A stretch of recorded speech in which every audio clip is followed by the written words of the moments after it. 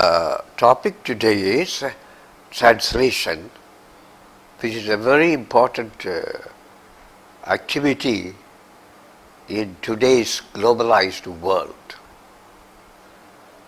If languages connect people, translation connects languages and people.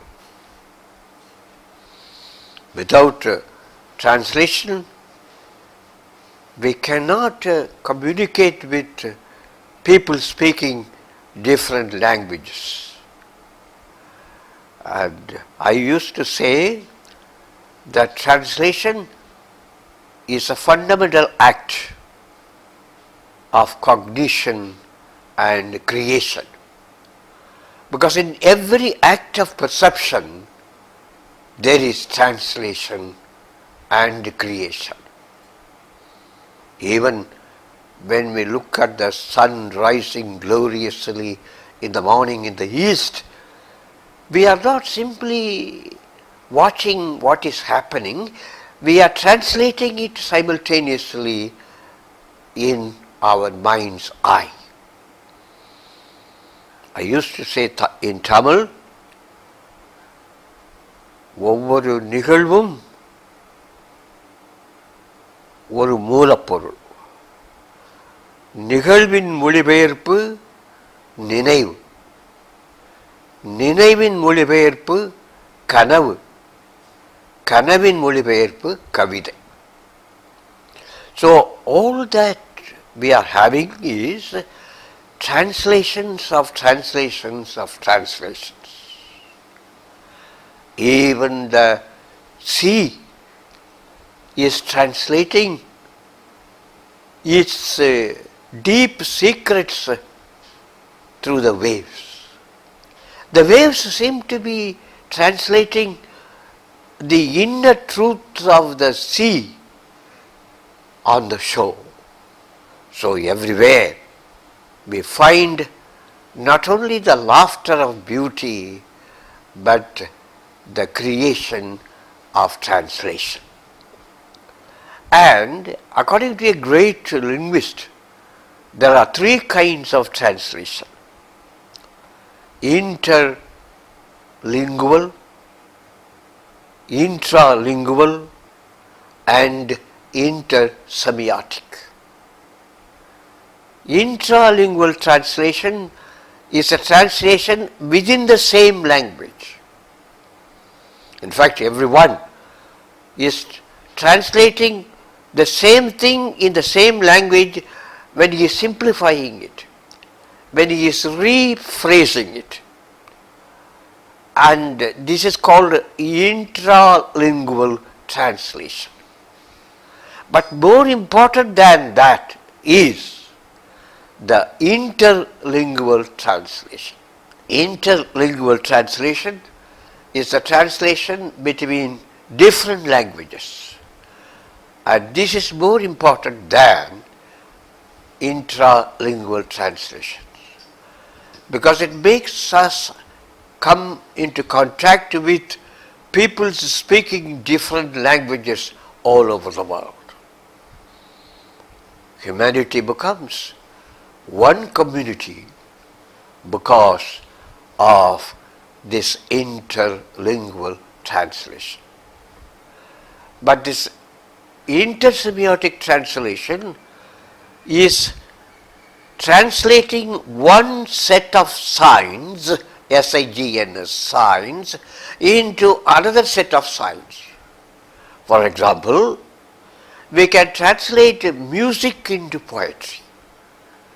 We can translate dance into painting. All great arts can be translated from one to the other. Someone said, poetry is eloquent painting. Painting is silent poetry. In this way, for example, Keats' ode on a Grecian urn is a verbal translation of a sculpture. So, intersemiotic translation is the translation of one set of signs into another set of signs. But our important concern is with interlingual translation, particularly literary translation. Literary translation is very difficult. Even translating ordinary sentences from one language into another is very difficult. But translating poetry, fiction and great works of art is very, very difficult, because the language of poetry is very complex. It is very creative. It becomes very dense. That's why one great poet said, poetry is what is lost in translation. But it is not absolutely impossible. Shakespeare has been translated, Tirukkural has been translated, the Bible has been translated, but there will be imperfections. But nothing is perfect in life. We have to be content with imperfection and constantly progressing towards a perfection. Total perfection is a frozen condition, and we don't want that frozen condition. We want to be growing, and translation is always a growth. Here, some people say that there are two kinds of translation: faithful translation and free translation. And somebody has said, like a woman, you cannot be faithful and true and beautiful at the same time. According to that foolish fellow, a beautiful woman cannot be faithful. A faithful woman cannot be beautiful. And he also says that a beautiful translation cannot be faithful, and a faithful translation cannot be beautiful. But good translations can be both faithful and beautiful. How to achieve that? There are a number of equivalences: the linguistic equivalence, the stylistic equivalence, and cultural equivalence. When you are translating a literary text, we should try to achieve all the three equivalences. The linguistic equivalence is equivalence in terms of word, sentence, and things like that. And that might be easy. But the stylistic equivalence, to capture the exact dhvani, the wonderful resonance in Shakespeare or Keats or Milton into another language, is very, very difficult. But some people have done it. And our most important and difficult is to find out cultural equivalence, because each literature is rooted in a specific culture. Language is rooted and steeped in a culture. Somebody has said, language is the heart within the body of culture. And this interaction between this language and culture is like the interaction between the body and the heart. Unless there is an interaction between the body and the heart, there is no creation of life or circulation of blood. So that is what is needed in a good creative translation of culturally important texts. Let's look at a few examples. For example, Tirukkural. பிறவி பெருங்கடல் நீந்துவர் நீந்தார் இறைவன் அடி சேராதா. It's a very beautiful couplet which says we can cross the ocean of life by surrendering to God.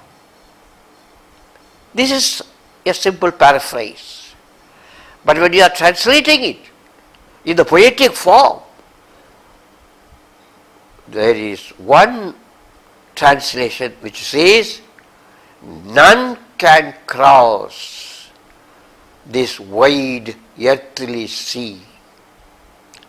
Another translator has said, who can swim this great ocean of births? Look at this. The one simple line of Tirukkural has been translated differently by two great translators like Pope and Populi. நீந்துவர் நீந்தா பிறவி பெருங்கடல் நீந்துவர். Who will swim? Who will cross? Tiruvallur does not say. He says some people cannot cross it. Who are the people? இறைவனடி சேராதா. Those who have not reached the feet of God cannot cross the ocean of births. And this cannot be exactly brought out in a translation, but you can try, we can try. Can we say none can cross or who can cross? I think who can cross is better than none can cross. And more than that, the phrase Piravi Perungadal. Somebody has said, the great ocean of births. Another translator has said, this wide earthly sea. I think this great ocean of births is better. Because Tiruvallur says that life is an ocean. It is an ocean in which people are born again and again and again. This ocean of births can be transcended, can be crossed by submitting to the will of God. So let's go to another great Tamil poem. This is by a Sangam poet. This is a great love poem written by Sembulappayal Neera. Actually, this is not his name. His name is not known. He is called by a phrase which is used in the poem. Everyone knows that poem in modern Tamil Nadu. Yayim yayim yarahiro endayim nundayim எம்முறை கேளி யானும் நீயும் எவ்வழி அறிதும் செம்புலப்பயல் நீர் போல அன்புடை நெஞ்சம் தாம் கலந்தனவே. It's a great poem, a simple poem. Few lines. What does it say? My mother and your mother don't know each other. My father and your father don't know each other. Even you and I don't know each other until recently, but suddenly, by the miracle of love, you and I have become like what? The rain merging with the red earth. What a beautiful comparison. First, the poet wants to bring out the difference, the distance, the not being connectedness of the two lovers. Yayum, Nyayim, thy father and my father, thy mother and my mother. There is no connection, there is no blood relationship. Yaro hero. Endayim nundayim yemmurai kelil. How are they related? But what happened? Sembula payalni. That's a great line. Sembula payalni. Here, the sky and the soil are brought together. The sky contains the rain. The sky pours the rain. The soil receives it. So what is the comparison? The sky is the male lover. The soil is the female lover. The sky is far, far above all of us. But the soil is down here. What a great distance. But that distance is crossed and covered by the rain. When the rain falls on the red earth, the earth itself becomes water, and water becomes earth. Wonderful. Now we do not know which is earth and which is water. That is, in a wonderful compound, he says, Sem Pula Payal Ni. Here, there is a fusion, a connection, a combination of red earth and pale ni. We do not know whether the earth is red or the rain is red. This has become that, and that has become this, and that is the essence of love. This has been translated by many people, particularly by A.K. Ramanujam. This beautiful Tamil poem has been translated beautifully by a modern poet, A.K. Ramanujam. And that translation has been inscribed in London. In the London tube station, in the passage, they have put 5 great passages from world poetry, and one of them is this translation. This is a great tribute. This is a great tribute to Tamil and A.K. Ramanujan, and let me read that translation. What could my mother be to yours? What kin is my father to yours anyway? And how did you and I meet ever? But in love our hearts are as red earth and pouring rain mingled beyond parting. It is an excellent translation of an excellent poem. But even this can be improved. I would say, instead of my mother and yours, I could say my mother and thy mother, because that is a rhyme and that's like the original. And the final phrase, red earth and pouring rain, somehow does not bring out the fusion in the original. But that may not be possible in Tamil, that may not be possible in English, because English is an analytical language. There we cannot have sem pulam payal ni exactly like that, and therefore the poem also shows that certain things cannot be translated exactly, but we will have to try our best. Let me read a few lines from another translator of the same poem. Tangappa has translated it in this way. Your mother and my mother do not know each other. Your father and my father are not related either. As for you and me, how do we know each other? And yet, like the mingling of rain water with red earth, our hearts have mingled. The second translation is clearer, but I prefer the first translation because that is more poetic and more condensed. This is more elaborate.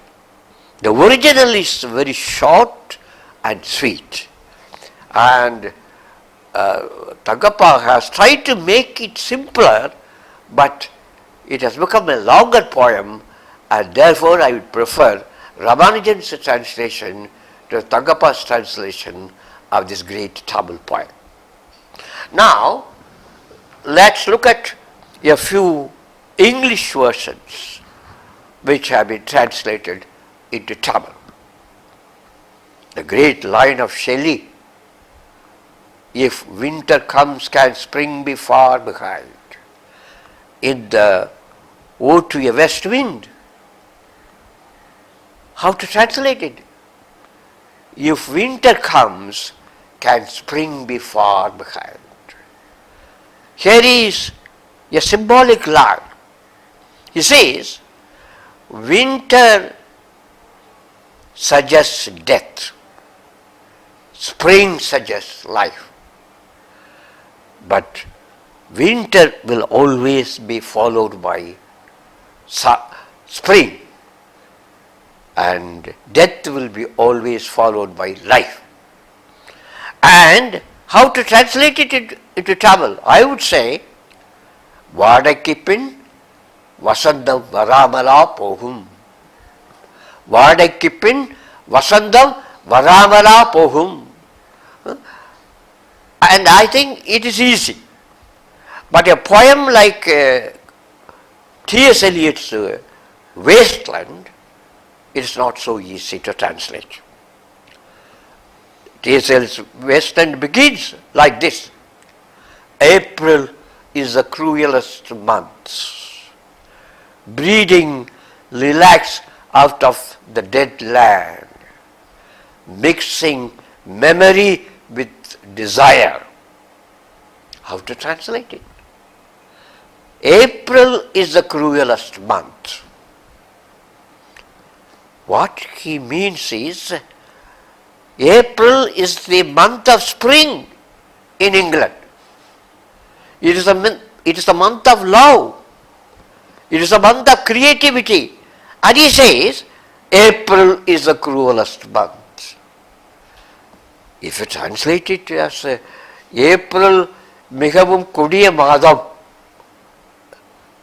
it may be literally correct, but it is against the spirit of T.S. Eliot's line, because T.S. Eliot wants to show to the modern man spring is cruel, life is cruel, love is cruel. This modern man's inability to love, to live, that is what T.S. Eliot brings, and therefore we should not say April miga kodiya maadam, we should say Vasandam miga kodiyadu. Or even borrowing a phrase from Chellappan, we can say Ilavenir kalam miga kodiyadu. Even Madhavi refers to it in her letter to Kovalan. She says, Ilavenir kalam kodiyadu, Kaman kodiyavan, இவர்கள் எல்லாரும் என்னை படாது பாடுபடுத்துகிறார்கள், எனது தனிமை வெறுமையாகவும் கொடுமையாகவும் இருக்கிறது என்பதை குறிக்கும் போது she uses this. Therefore I would say April is the cruelest month, must be translated as Vasandam மிக கொடிய பருவம். ஏனென்றால் வசந்தம் வாழ்வின் துளிர்ப்பை காட்டுகிறது. அப்படி இருக்கும் போதும் இன்றைய today's people, they do not want to accept life, they do not want to accept love, and T.S. Eliot wants to portray this barren, empty spiritual wasteland of our modern world in the very opening of the poem.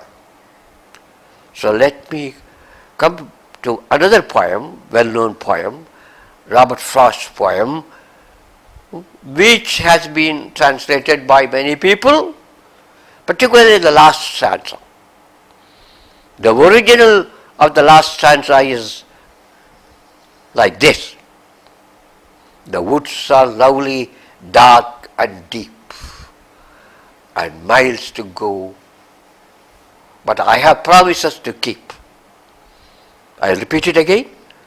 The woods are lovely, dark and deep, but I have promises to keep. And miles to go before I sleep, and miles to go before I sleep. It's a beautiful poem. The poet says, nature is beautiful. The woods signify nature. And the woods have three qualities. What are they? Lovely, dark and deep. The woods are lovely, dark and deep. They have mystery, they have beauty, they have density. But I do not want to stop here and simply enjoy nature, because the next line he says, I have promises to keep.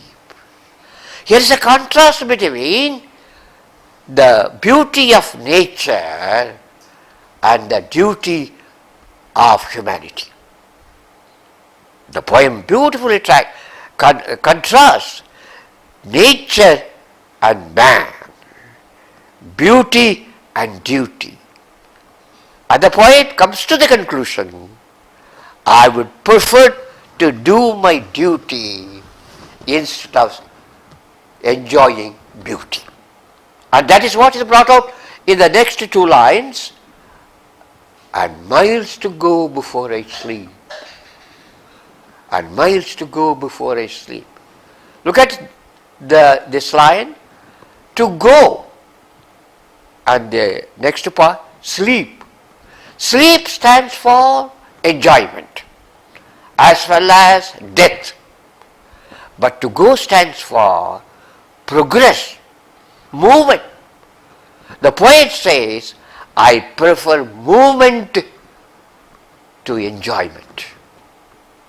I prefer journey to stopping, and miles to go before I sleep, because he says, I prefer imperfect humanity to frozen eternity. I prefer fulfillment of human duty to enjoyment of beauty. That's why Jawaharlal Nehru, the first Prime Minister of India, was very fond of this line. And he even wrote it in the diary, I believe, before he died. That means he did not want to die. He wanted to live. He wanted to serve. He wanted to serve humanity. And he did not want to be part of eternity.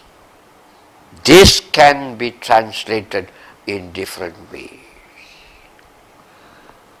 அழகிய வனங்கள் செறிவுடையவனாகவும்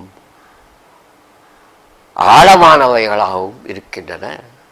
The woods are lovely, dark and deep. We can simplify it and say, வனங்கள் எழிலுடனும் செறிவுடனும் ஆழமாகவும் இருக்கின்றன. But ஆனால் நான் ஆற்ற வேண்டிய கடமைகள் நிறைய இருக்கின்றன. I have promises to keep.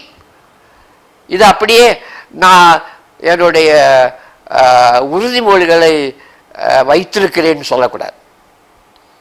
நான் ஆற்ற வேண்டிய கடமைகள் காத்திருக்கின்றன.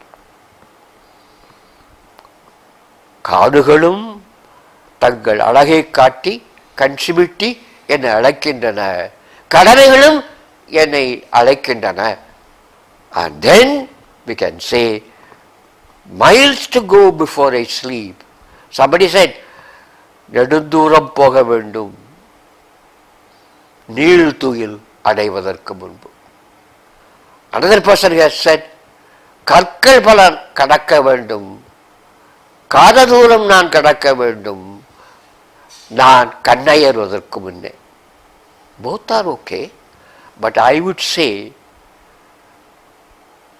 நீண்ட தொலைவுதான் போக வேண்டும் நீள் துயிலில் ஆழ்வதற்கு முன்பு. நீண்ட தூரம் நான் போக வேண்டும் நீள் துயிலில் நான் ஆழ்வதற்கு. This is how we should struggle to find and transform and transcreate the essence of one poem into another poem. Finally, I would like to say something which happened when I started my first lecture long ago in a college. Suddenly I was asked to speak about the path of duty is the way to glory. I said, I dreamed and thought that life was beauty. I woke up and found that life is duty. Immediately a student stood up and said, sir, translated it into Tamil. In those days, students were so fond of Tamil and they asked me to translate it. I immediately translated it. I said, நான் கனவு கண்டேன், வாழ்க்கை அழகாக இருந்தது, அழகு என்று நான் கருதினேன். நான் கண்விழித்து பார்த்தேன், வாழ்க்கை கடமையாக காட்சியளித்தது. And they appreciated this translation, but we can improve the translation. கனவு காணும் போது வாழ்க்கை பூஞ்சோலையாக இருக்கிறது, கடமையாற்றுகிற போது வாழ்க்கை தவச்சாலையாக மாறுகிறது. We can translate it like that. We can go on translating it. Life is a continuous translation and we cannot find the meaning immediately. The meanings elude, they go from us, but we must go in search of the meaning. And in this long pursuit of meaning and search for meaning is the only way in which we can try to enjoy poetry, to enjoy literature. Thank you.